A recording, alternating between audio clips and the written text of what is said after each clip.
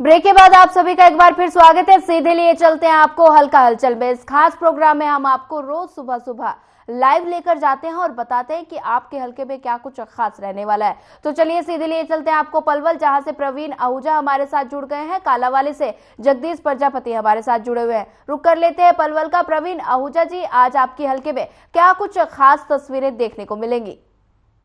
सोनिया, पलवल जिले में आज सुशासन दिवस का आयोजन किया जा रहा है, जी। जिसको लेकर जो है विभाग की ओर से यूं कहें कि प्रशासन की ओर से कई दिन से तैयारियां थी, उसको पूरी कर ली गई हैं।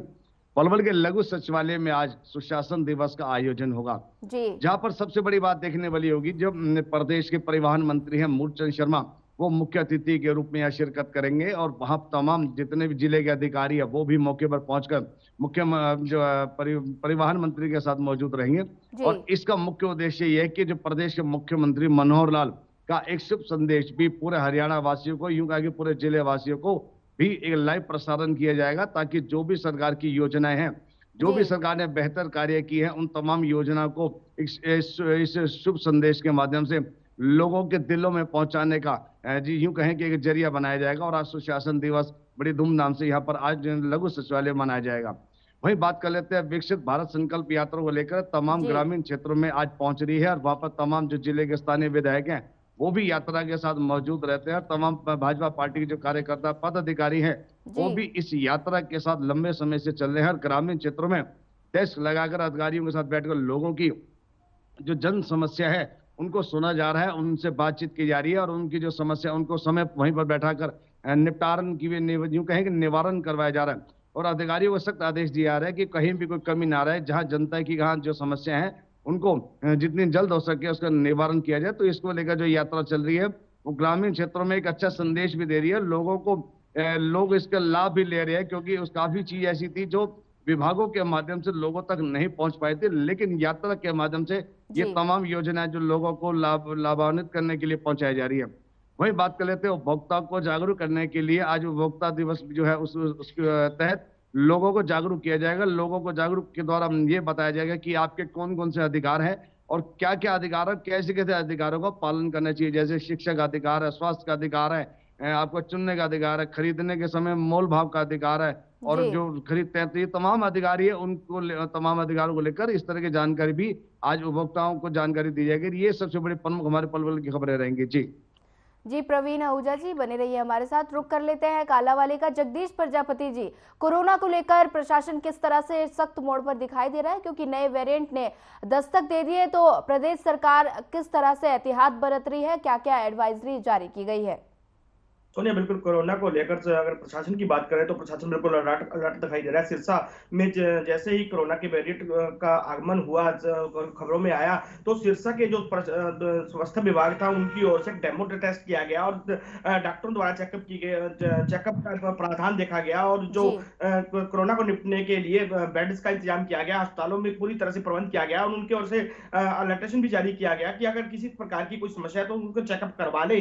डॉक्टरों की ओर से बार बार अपील सोशल मीडिया और मीडिया के माध्यम से भी की जा रही है। भैया, कालावाली के मौसम की बात करें तो मौसम में काफी कोहरा छाया हुआ है। 10 से 12 फुट पे कुछ भी दिखाई नहीं दे रहा है। कोहरे की इतनी चादर छा चुकी है, जो लोकल व्हीकलों को चलने में काफी दिक्कतें आ रही है। भाई, अगर बात करें, आज तो क्रिसमस डे है, तो क्रिसमस डे को लेकर काफी उत्साह है जो जुबाओं में देखा जा रहा है। बाजार जो है अच्छी तरह से सजे हुए हैं। अगर बात करें सिरसा की, तो सिरसा में भी काफी बाजार सजे हुए हैं। कालावाली में बाजार सजे हैं। कालावाली के साथ लगते पंजाब के सूबे, अगर बठिंडा की बात करें तो बठिंडा में लगभग काफी बाजार सजे हुए हैं। कार्यक्रम अच्छे होंगे। लोकल कालावाली की बात करें तो कालावाली के लोकल जी। स्कूलों में भी विभिन्न विभिन्न कार्यक्रम किए जाएंगे। भाई, अगर बात की जाए पंजाबी सिख समाज की, तो सिख समाज की ओर से चार शहीदी चार चार जो साहिबजादे हैं उनका शहीदी दहाड़ा जो मनाया जा रहा है, यानी कि वन वीक है जो शहीदी दिवस मनाया जा रहा है, उसको लेकर गुरुद्वारों में खंड पाठ जो किए जा रहे हैं, कीर्तन किया जा रहा है और उनकी ओर से बार बार लोगों से अपील भी की जा रही है सोशल मीडिया के माध्यम से कि शहीदी दिवस का दिहाड़ा चल रहा है, उसको लेकर किसी प्रकार के जो गाने या फिल्में घरों में ना चलाई जाए। कहीं ना कहीं गुरबानी है जो अपने बच्चों को सिखों की जो गुरबानी है पढ़ाई जाए और गुरुओं की जो गाथा है अपने बच्चों को सिखाई जाए। कहीं ना कहीं स्कूलों में इस तरह के कार्यक्रम किए जा रहे हैं। भैया अगर बात कर ले तो संकल्प यात्रा को लेकर दोबारा संकल्प यात्रा फिर से दोबारा ढोड़ी के हल्का के गांव में जा रही है। प्रतिदिन 2 गांव में जो जाकर लोगों की समस्याएं सुन रही है और कहीं ना कहीं लोगों को राहत जो मिलने का कार्य भी उनकी ओर से किया देने का कार्य भी उनकी ओर से किया जा रहा है। लोग इस यात्रा की प्रशंसा भी करते नजर आ रहे हैं। वहीं 2024 के चुनाव को लेकर सभी पार्टियां मैदान में उतर चुकी है। आम आदमी पार्टी की बात करें तो आम आदमी पार्टी के राजेंद्र सिंह देशू जोधा गांव जाकर डोर टू डोर करते नजर आ रहे हैं। उन्होंने कैंपेनिंग पहले से शुरू कर ली है। जैसे कि कांग्रेस की कल जन आक्रोशित रैली थी, उसको लेकर सिरसा में लाखों किसान मजदूर और व्यापारी कांग्रेस कार्यकर्ता इकट्ठे हुए। कहीं ना कहीं कांग्रेस कार्यकर्ताओं में काफी उत्साह देखने को मिल रहा है, क्योंकि रैली में काफी जो भीड़ थी जो अनुमान भी नहीं लगाया जा रहा था, इतनी ज्यादा भीड़ देखने को मिली और कहीं ना कहीं कांग्रेसी कार्यकर्ताओं में काफी उत्साह देखने को मिल रहा है। भैया नेलो की बात करें तो नेलो कार्यकर्ताओं में भी काफी उत्साह देखने को मिल रहा है, क्योंकि नेलो के जैसे ही ओम प्रकाश चौटाला की ओर से गांव जाकर दौरा किया गया तो कार्यकर्ताओं में काफी उत्साह देखने को मिल रहा है और कार्यकर्ता गांव चौटाला में जाकर ओम प्रकाश चौटाला से मिलने का काम करते नजर आ रहे हैं। भैया अगर किसानों की बात करें तो किसानों की लगातार एक समस्या बड़ी बनी हुई है। उनका कहना है कि सीसीआई के द्वारा जो नरमा कपास की फसल उनकी जो फसल खरीदनी थी उसका कहीं ना कहीं न्यूनतम जो एमएसपी रेट पर नहीं खरीदी जा रही है। एमएसपी रेट से 2000 रुपए प्रति क्विंटल नरमा कपास की घटिया क्वालिटी बताकर खरीदने का काम किया जा रहा है, जो कि लोकल व्यापारी नरमा कपास को खरीद लेता है और उसी को सीसीआई के अधिकारी कर्मचारी उस नरमा कपास को दोबारा उसी एमएसपी रेट पर खरीद लेते हैं। कहीं ना कहीं अधिकारी कर्मचारियों के साथ मिलकर व्यापारी जो है मोटा चूना किसानों को लगाने का काम कर रहे हैं और किसानों की ओर से बार बार ज्ञापन भी दिया जा रहा है, उनकी ओर से बार बार मांग भी की जा रही है, लेकिन अधिकारी कर्मचारी उनकी जो कानों तक जूझ नहीं रह रही है। कहीं ना कहीं किसान इस बात को लेकर जरूर चिंतित नजर आ रहा है। भाई किसान यूनियन की बात करें, किसान नेताओं की बात करें तो उनका कहना है कि उनको यूरिया नहीं मिल पा रही है। कालावाली में यूरिया की बात करें तो कालावाली में यूरिया की कालाबाजारी काफी होती नजर आ रही है। कालावाली से यूरिया पंजाब के कई क्षेत्रों में जा रही है। किसानों की बार बार मांग के बाद भी इस पर कंट्रोल नहीं हो पा रहा है। भैया अगर सब्जी की बात करें तो सब्जी के दाम भी आसमान छूने लगे हैं। अगर लहसुन की बात करें तो 400 से 500 रुपए प्रति किलो हो चुका है। अदरक की बात करें तो 250 से 300 रुपए किलो अदरक हो चुका है। अगर प्याज की बात करें तो 50 से 60 रुपए और टमाटर की बात करें तो 60 से 70 रुपए।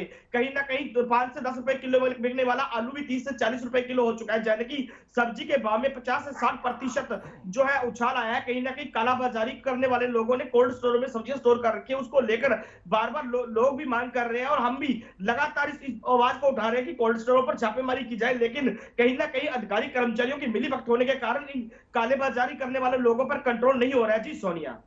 जी जगदीश प्रजापति जी बने रहिए हमारे साथ। रुक कर लेते एक बार फिर पलवल का प्रवीण आहूजा जी। लगातार मौसम में बदलाव हो रहा है, ठंड का प्रकोप लगातार बढ़ता जा रहा है और मौसम विभाग ने पहाड़ी इलाकों में बर्फबारी और बारिश की संभावना जताई है, जिसका सीधा असर मैदानी इलाकों में दिखाई देगा। इस तरह से मौसम विभाग किस तरह से अलर्ट मोड पर नजर आ रहा है?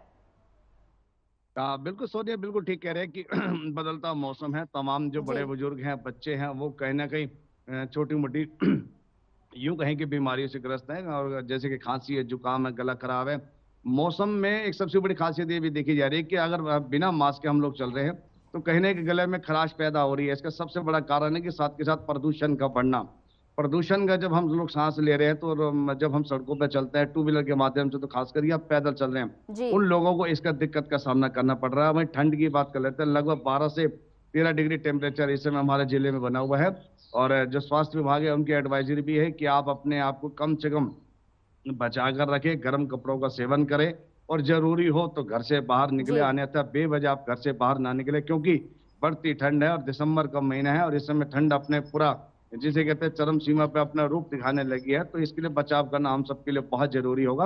और मौसम विभाग का कहना है कि आने वाले दिन में कहीं ना कहीं ताप जो है ठंड की और बढ़ोतरी होगी और उसमें कहीं ना कहीं बारिश का भी अंदेशा जताया जा रहा है। तो उसके लिए हम सबका बचाव करना बेहद जरूरी है, क्योंकि ठंड जो है इस समय काफी जो कहते हैं अपनी दूसरा रूप ले चुकी है।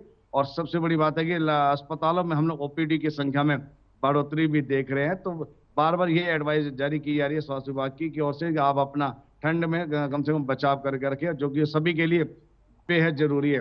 वहीं दूसरी बात है, बढ़ते कोहरे के कारण भी जो है राष्ट्रीय राजमार्ग पर जो अपने लोगों जो स्थानीय लोग हैं अपने वाहनों की पार्किंग करके चले जाते हैं, तो इससे दुर्घटनाएं ही बढ़ने लगी हैं लगातार। इससे लोगों का जो है प्रशासन को लोगों को अलर्ट भी करना होगा कि इस तरह अपने वाहनों को ना खड़ा करें, क्योंकि वहां पर खड़ा होने से विजिबिलिटी ना होने के कारण जो जो लोगों को चलने में दिक्कत आ रही है, तो कहने की टकराव हो जाता है, कहना कि गंभीर चोटिल भी हो रहे हैं, और कई बड़ी बड़ी कई जगह देखा है कि लोगों की मौत भी हो गई। तो ऐसे में धुंध से भी बचना बेहद जरूरी है। जी सोनिया। जी प्रवीण आहूजा जी, ज्यादा जानकारी साझा करने के लिए आपका धन्यवाद। जगदीश प्रजापति जी, आपका भी धन्यवाद। इसी तरह हम रोज आपको आपके हलके में लेकर जाते हैं, बताते हैं कि आपके हलके में क्या कुछ खास तस्वीरें देखने को मिलेगी। फिलहाल इस बुलेटिन में इतना ही। ज्यादा खबरों के लिए बने रहिए हमारे साथ। नमस्कार।